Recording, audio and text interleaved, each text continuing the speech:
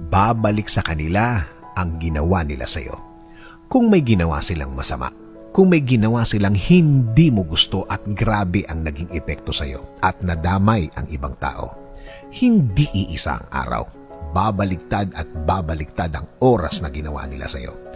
Ang mga araw na hindi ka makatulog, babalik yan sa kanila. Kaya mga ginagawa nila, huwag pansinin at mag-move on. Lagi kong sinasabi na huwag gaganti. Huwag gagawa ng isang bagay na baka bumalik din sa'yo. Huwag susuklian ng masama, ng kasamaan din.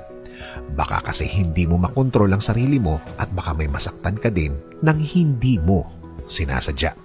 Minsan ang akala nila kapag nanahimik tayo, akala nila mahina ka. Akala nila tinatanggap mo ang pagiging api mo. Hindi. Hinahayaan mo lang ang dapat mangyari. Hinahayaan mo lang ang dapat na maging sitwasyon niya